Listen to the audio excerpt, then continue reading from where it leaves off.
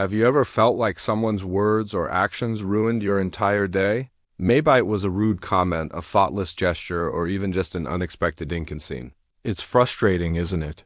But here's the truth, no one has the power to control your emotions unless you let them. What if you could stay calm and unshaken, no matter what life or anyone else throws your way? Imagine walking through your day with a sense of peace so strong that even the most irritating situations couldn't riddle you. That's not just wishful thinking, it's emotional mastery. In this episode, we're diving into 10 transformative lessons that will help you stop reacting impulsively, let go of anger, and regain control over your emotions. These lessons aren't about ignoring your feelings or pretending not to care. They're about building the mental strength to navigate life challenges with grace and clarity, whether it's dealing with criticism, meeting boundaries, or learning to let go of grudges. You'll discover practical tools to protect your peace and live with confidence. By the end of this episode, you'll have the mindset and strategies you need to stay unbothered even in the most difficult situations. So if you're ready to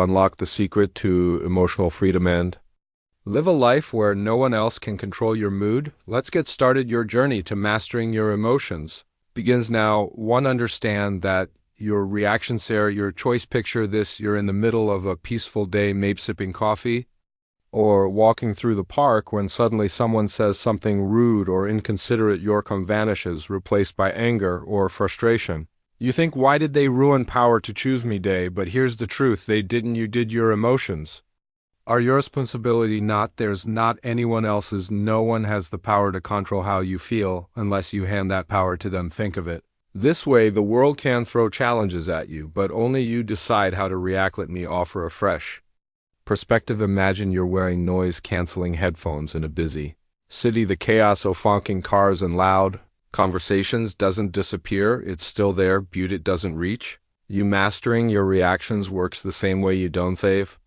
to let the noise of other people's behavior invade your peace. A wise thought captures this beautifully. Between stimulus and response, there is a space. In that space lies our power to choose our response. In our response lies our growth and our freedom. When someone cuts you off in traffic or criticizes your work unfairly, it's easy to blame them for your anger. But what if instead of reacting, you paused? In that pause, you find power, the power to choose calm over chaos, strength over impulsiveness. Here's a real-world example. Imagine your coworker dismisses your idea during a meeting. Instead of snapping back or stewing in resentmental day, take a moment to breathe and reflect. Is this about me, or is it their own stress or bias showing? By reframing the situation, you neutralize its impact on your emotions. The beauty of this approach is that it's not about suppressing how you feel, it's about recognizing that your feelings are reciprocate from your reactions. Anger, frustration, and disappointment are natural, but they didn't have to dictate what you do next. Here's a simple strategy to start practicing this mindset. 1. Pause and identify. When you feel triggered, pause and name the emotion you're experiencing: anger, hurt, irritation. This breaks the automatic reaction cycle. Well, ask questions, reflect on why you're feeling this way.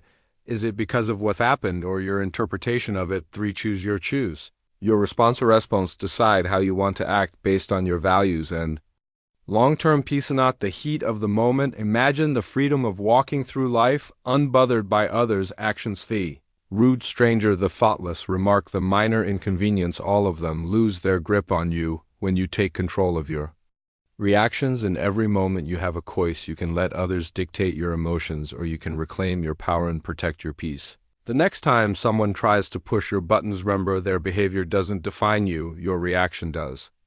And in choosing calm, you gain not just emotional mastery, but true freedom too. Stop expecting people to behave like you, but when you find yourself in need, they're nowhere to be found. Disappointment washes over you, and do you think, how could they be so inconsiderate? I would never treat them this way. Here's the hard truth: people don't operate by your standards or values. They act based on their own. Expecting others to think, behave, or respond the way you would is like trying to control the weather. It's impossible. It only leads to frustration. Think of it this way: each person is walking their own path, shaped by their experiences, beliefs, and priorities. When someone does something that annoys or hurts you, it's often not a reflection of you. It's a reflection of them trying to change or control their behavior. Only leaves you feeling powerless instead of focusing on how others Should act focus on accepting them as they are. Let me give you an example. Imagine a coworker who constantly interrupts during meetings. Instead of seething with frustration or trying to teach them a lesson, recognize that their habit has nothing to do with you. By letting go of the expectation that they'll change, you free yourself from unnecessary emotional turmoil. A wise thought sums this up perfectly. Expectations are the root of all suffering. The less you expect others to behave in a certain way, the more you protect your peace. Here's a practical exercise to help you let go of these expectations. 1. Acknowledge your practical exercise assumptions. When someone upsets you, ask yourself, what was I expecting them to? Will challenge that expectation. Reflect on whether it's realistic to expect someone else to act exactly as you would. Shift your focus. Instead of trying to control their behavior, focus on how you can respond calmly and maintain your peace. Think about how liberating this mindset is. The rude stranger, the forgetful friend, the inconsiderate coworker, none of them have the power to disrupt your emotions unless you let them. When you stop expecting others to meet your standards, you take back control of your reactions. In the end, people are who they are, not you want them to be. Accepting this truth doesn't mean tolerating bad behavior or abandoning your values. It means recognizing that your peace is too valuable to sacrifice for something you can't control. The next time someone disappoints or frustrates you, pause and remind yourself they're acting from their nature, not mine, and that's okay because I choose my response. By releasing those expectations, you gain freedom, not just from others' actions, but from the emotional weight they once carried. 3. Let go of the need to always be right. Think about the last time you got into an argument. Maybe it was over something trivial like which route was faster, or something deeper like a disagreement with a close friend or partner. As the conversation heated up, did you feel that strong urge to prove your point, to show them you were right? We've all been there, clinging to our version of the truth like it's a lifeline. But here's the thing: that need to always be right, it's exhausting and unnecessary. The need to win every argument or prove your perspective often stems from insecurity. It's as if being wrong threatens our worth or identity. But what if you could let go of that need entirely? What if you could approach disagreements with curiosity instead of defensiveness? A powerful thought to keep in mind is this: would you rather be right or would you rather be at peace? Often our insistence on being right creates tension, damages relationships, and fuels our frustration. On the other hand, letting go of the need to prove yourself allows you to preserve your peace and approach conflicts with understanding. Imagine someone accuses you of something unfair. Your instinct might be to defend yourself, to argue your case, or to point out their flaws in return. But what if you paused and asked yourself, is it worth my energy to prove them wrong? Will this argument change anything important in my life? In most cases, the answer is no. Here's an example: a friend might insist that their way of handling a problem is better than yours. Instead of diving into a debate, you could say, I see where you're coming from and I respect your perspective. By doing this, you not only diffuse the tension, but also maintain your calm and avoid unnecessary conflict. The Taoist philosopher Lao offers timeless wisdom: he who is attached to his views will never grow. Letting go of the need to be doesn't mean abandoning your principles or silencing your voice. It means recognizing that not every disagreement needs a resolution in your favor. It's about choosing when to engage and when to step back. Here's how to start practicing this mindset. 1. Pause before responding. When you feel the urge to argue, take a deep breath and reflect on whether it's worth your energy. 2. How to start: seek understanding instead of trying to win. Ask questions to understand the other person's perspective. This approach often de-escalates conflict. 3. Pick your battles.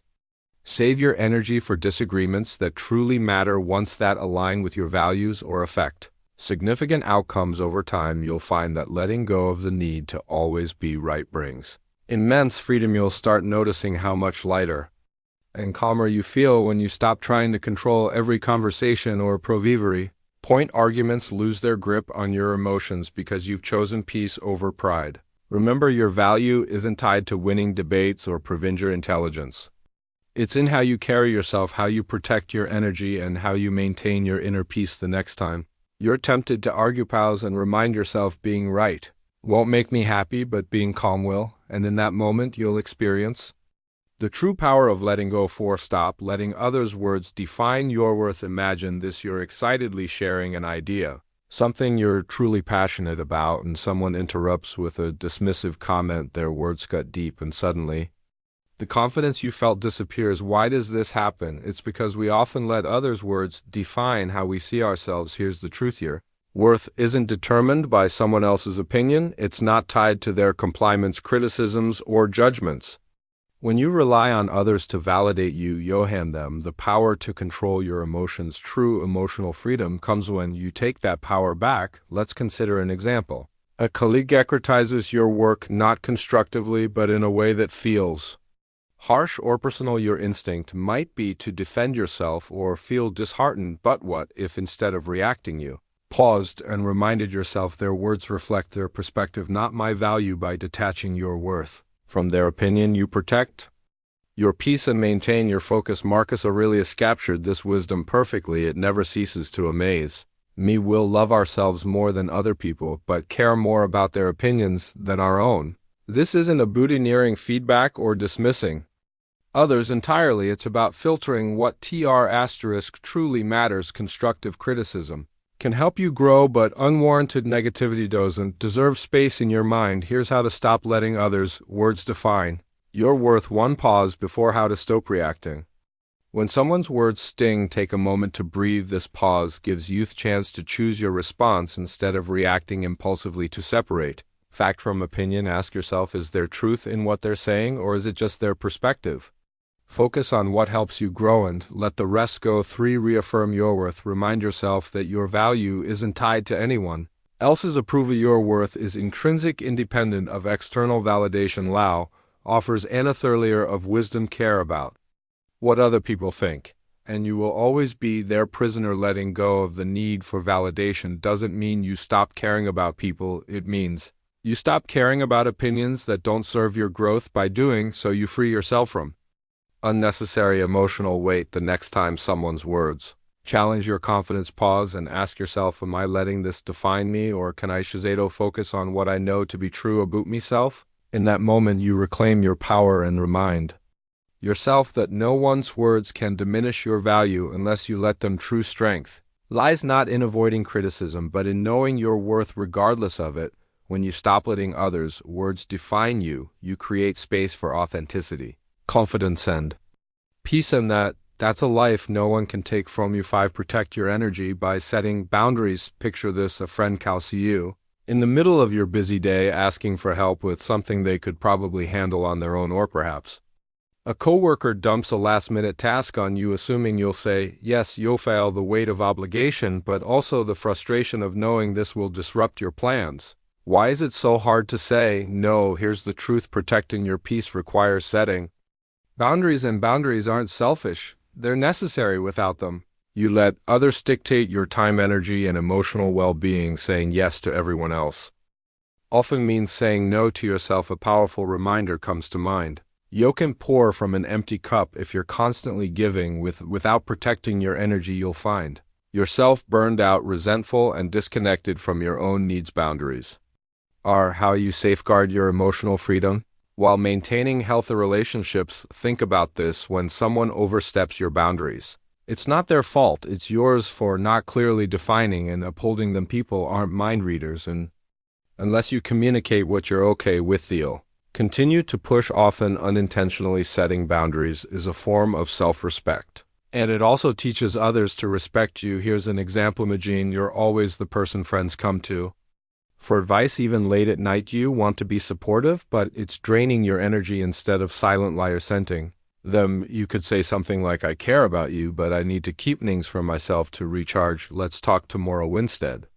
This approach is firm yet kind, and it protects your peace without damaging the relationship. Epictetus reminds us freedom is the ability to live as you wish. Living freely doesn't mean ignoring others' needs. It means deciding where your energy is best spent. Boundaries let you choose your priorities and ensure you're not giving more than you can handle. Here's how to start setting boundaries effectively. 1. Be clear and honest. Communicate your limits calmly and directly. People are more likely To respect boundaries when they understand them. 2. Use I statements. Focus on your needs rather than blaming others. For example, say, I need some quiet time after work instead of you're always bothering me. 3. Stick to your boundaries. Once you set a limit, uphold it. Consistency shows others that you're serious about protecting your space.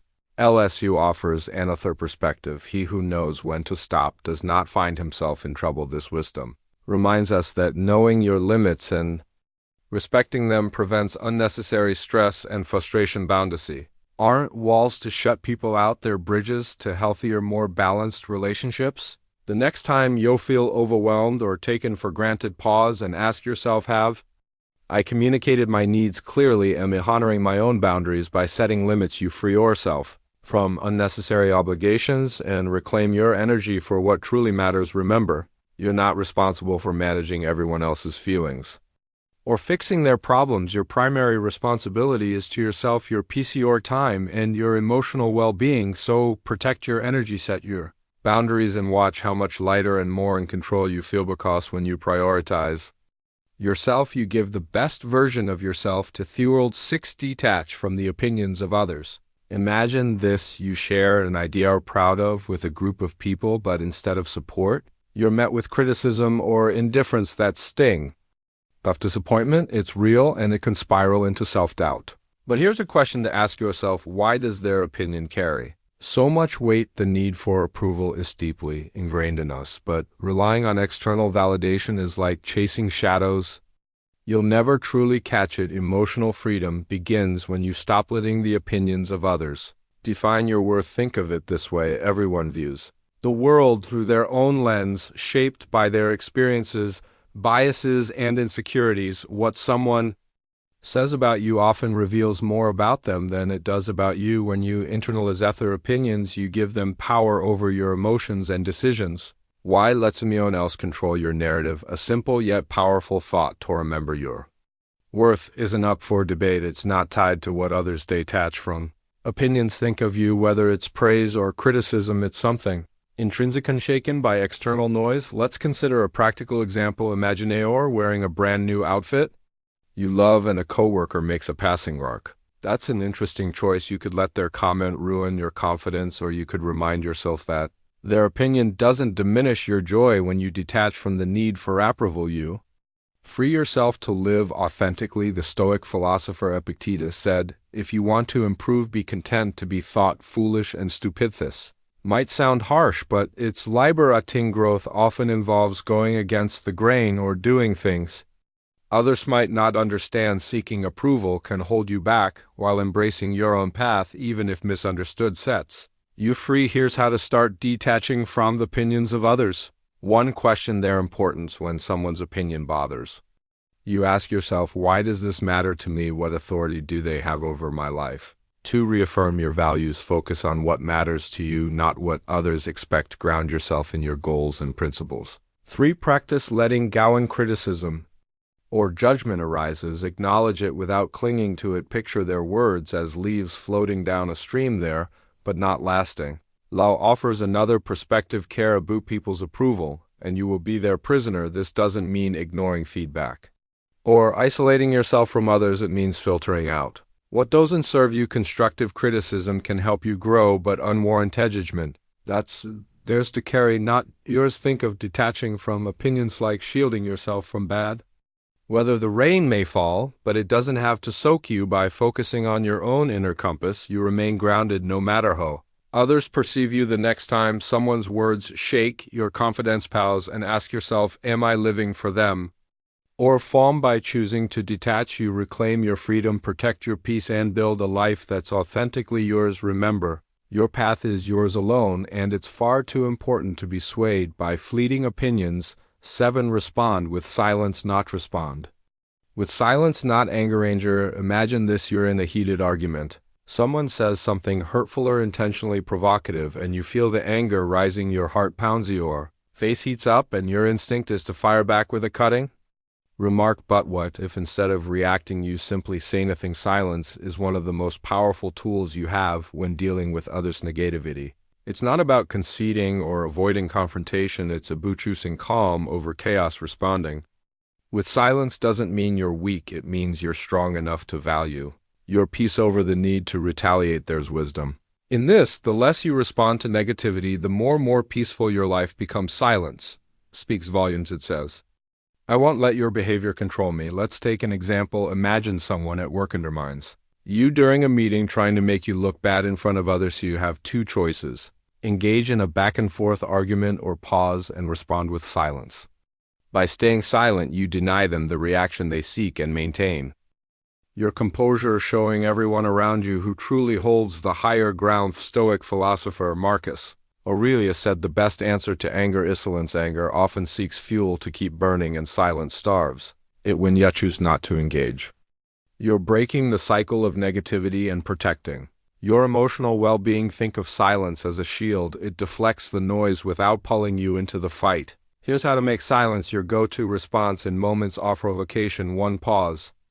Before reacting when someone says something provocative, take a moment to breathe. Silence creates space for clarity. 2. Listen without defending. Sometimes people just want to vent or be heard. Let them speak without interrupting or feeling the need to explain yourself. 3. Speak only when necessary. If a response is required, keep it calm, measured, and to the point. A Buddhist teaching reminds us, speak only if it improves upon silence. This doesn't mean you suppress your feelings, it means you choose when and how to express them. Silence doesn't ignore the problem. It preserves your energy for moments where your voice truly matters. Think about how often regret words set in anger. Silence removes that regret. It allows you to reflect, reassess, and respond thoughtfully rather than impulsively. And often silence says more than words ever could. The next time someone tries to provoke you, pause and ask yourself, will responding add value or will it simply escalate the situation? By choosing silence, you protect your peace, demonstrate strength, and keep control of the narrative. Remember, silence isn't the absence of a response, it's the presence of wisdom. It's the ability to rise above the noise and say, your words don't control me, my peace does. And that's how you win the battle without ever raising your voix. 8. Practice gratitude to dissolve. Practice gratitude. Anger. Imagine you're having one of those days where everything seems to go wrong, your plans fall apart, someone makes a rude comment, and the smallest inconveniences feel unbearable. Anger starts bubbling up, and you think, why does everything have to be so difficult now? Pause. What if instead of focusing on everything going wrong, you shifted your attention to what's going right? Gratitude has a way of turning anger into calm and reframing even the worst moments into opportunities for perspective and peace. Here's a powerful truth: you can't feel grateful and angry at the same time. Gratitude works like a mental reset button. It pulls you out of spiral of negativity and reminds you of the good that still exists, even in frustrating situations. Take a simple example. You're stuck in traffic running late to an important appointment. Instead of fuming at the cars ahead, try this. Take a deep breath and think of 3 things you're thankful for. Maybe it's the fact that you have a car, the opportunity you're headed toward, or even just the music playing on the radio. It might sound small, but this shift can transform your emotional state almost instantly. The philosophy for Cicero said, gratitude is not only the greatest of virtues, but the parent of all others. Gratitude doesn't just dissolve anger, it builds resilience, fosters patience, and helps you focus on what truly matters. It's a tool you can use anytime, anywhere to protect your peace. Here's how to make gratitude a daily habit. 1. Pause and reflect. When anger starts to rise, take a moment to breathe and ask yourself, what's one thing I can be thankful for right now? 2. Keep a gratitude journal. At the end of each day, write down 3 things that went well, no matter how small they seem. This trains your mind to look for the positive. Use gratitude as a reframe when faced with a challenge. Think about what you can learn or how the situation could be worse. Gratitude often comes from recognizing what you still have. For example, let's say someone criticizes you harshly. Instead of letting anger take over, try reframing it. I'm grateful for the chanchetto. Learn from this feedback, even if it wasn't delivered kindly. This doesn't excuse the other person's behavior, but it keeps you in control of your emotions. The reminds you, let us rise up and be thankful for. If we didn't learn a lot today, at least well learned a little. And if we didn't learn a little, at least we didn't get sick. And if we got sick, at least we didn't die. So let us all be thankful. Gratitude shifts your focus from what's lacking to what's present. It's not about denying Frustration or anger, it's about choosing to prioritize what uplifts you over what drags you down. The next time you feel anger creeping in, pause and ask yourself, what can I be thankful for? In this moment, you'll find that gratitude doesn't just dissolve. The anger, it replaces it with calm clarity and a sense of control, and in those moments you'll realize that peace isn't something you find, it's something you'll create. 9. Reframe criticism as a tool for growth. Imagine this, you've just shared an idea you're proud of, maybe at work with friends or online, and someone immediately shoots it down with harsh criticism. Your first instinct, defensiveness, maybe even anger. It's natural to feel this way when your efforts are met with negativity, but what if you could reframe criticism, seeing not as an attack, but as an opportunity to grow? Criticism, no matter how it's delivered, holds value if you're willing to look for it. It can show you blind spots, challenge your thinking, or push you to improve. When you shift your perspective, criticism stops being a source of frustration and becomes a tool for self-betterment. Here's an example. Imagine you're preparing a presentation and a colleague points out several flaws in your work. You could dismiss them, thinking they're just trying to undermine me, or you could pause and reflect, is there truth in what they're saying? How can I use this feedback to improve? By choosing the second approach, you turn what might feel like an attack into a stepping stone. A wise thought captures this perfectly. Criticism, like rain, should be gentle enough to nourish growth without destroying roots. This doesn't mean all criticism is valid or worth your attention. Some people criticize out of envy, ignorance, or malice. The key is to filter what you hear, keeping what's constructive and discarding what's not. Here's how to handle criticism with grace. Pause before reacting. When faced with criticism, take a moment to breathe. This helps you avoid reacting emotionally. To evaluate the source, consider who's giving the feedback. Do they have your best interests in mind? Is their perspective inferred? Find the lesson. Even poorly delivered criticism can carry a valuable insight. Ask yourself, what can I learn from this? Let's take a more personal example. Imagine a family member makes a critical remark about your choices, like your career or lifestyle. Instead of arguing or shutting down, you could say, I hear your concerns. I'll think about what you've said. This response shows maturity and gives you the chance to reflect later without escalating the conflict. Epictetus offers a timeless reminder: if anyone tells you that a certain person speaks ill of you, do not make excuses about what is said of you, but answer, he does not know my other faults, else he would not have mentioned only these. This Stoic wisdom reminds us not to take criticism too personally. Instead, see it as part of the journey towards self-improvement. The next time someone critiques you, ask yourself, what can I learn from this feedback? Is this criticism about me, or does it reflect more about them? How can I grow from this moment? Law reminds us knowing others is intelligence. Knowing yourself is true wisdom. Criticism, when approached with the right mindset, is a mirror that helps you understand yourself better. It's not always comfortable, but growth rarely is. Be welcoming feedback. Even when it stings, you develop resilience, humility, and a stronger sense of self. So the next time criticism comes your way, pause and reframe it. See it not as an obstacle, but as a stepping stone toward becoming your best self. Remember, growth often hides in discomfort, and those who embrace it unlock a level of strength that no criticism can shake. Master the art of letting go. 10. Master the art of letting go. Imagine holding on to a hot coal, determined to throw it at someone who hurt you, but while you're waiting for the right moment, the coal keeps burning your hand. Anger, grudges, and resentment work the same way. They harm you far more often the person who caused your pain. The real strength lies not in holding on, but in letting go. Letting go doesn't mean forgetting or condoning what happened. It means releasing the emotional weight that drags you down, freeing yourself from the control of the past. When you let go, you reclaim your energy, your peace, and your ability to focus on the present. The Buddha puts it beautifully: holding onto anger is like drinking poison and expecting the other person to die. Think about a time when someone wronged you. Maybe it was a betrayal, an unfair judgment, or an unkind word. How much time did you spend replaying that moment in your mind? How much energy did you waste imagining confrontations or seeking revenge? Letting go is the antidote to this endless cycle. It allows you to move forward instead of staying trapped in the past. Here's an example. Imagine you're at work and a colleague takes credit for your idea. You could spend days stewing over the Injustice, letting it affect your mood and productivity, or you could let it go, recognizing that your worth isn't tied to one moment of recognition. By choosing the latter, you protect your peace and focus on what truly matters, your growth and future opportunities. Lao offers profound wisdom.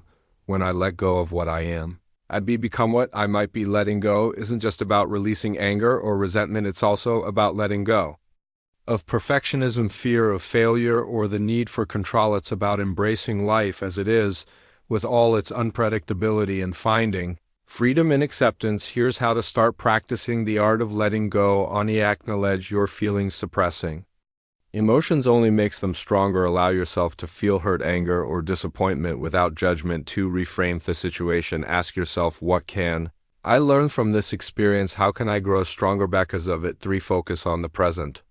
Letting go is a choice you make for yourself, not for the other person. Shift your attention to the here and now. Where your power lies is think of letting go like releasing a balloon. The longer you hold into it, the more it strains your hand, but when you let it float away, you feel lighter and freer. Life becomes less about what happened and more about what's possible.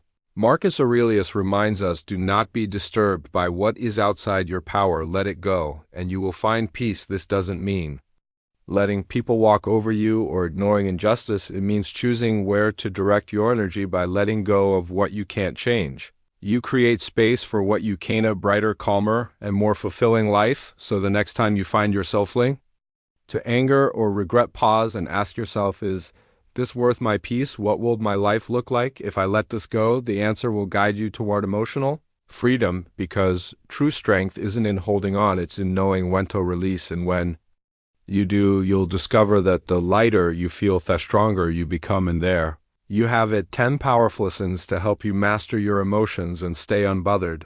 No matter what life throws your way, these aren't just ideas, they're tools you can use every day to protect your peace, build resilience, and take control of your reactions. Remember, the goal isn't to suppress your feelings or become indifferent, it's to respond to life's challenges with clarity and strength. Emotional mastery isn't about what happens to you, it's about how you choose to react. The power to stay calm, centered, and free lies entirely in your hands.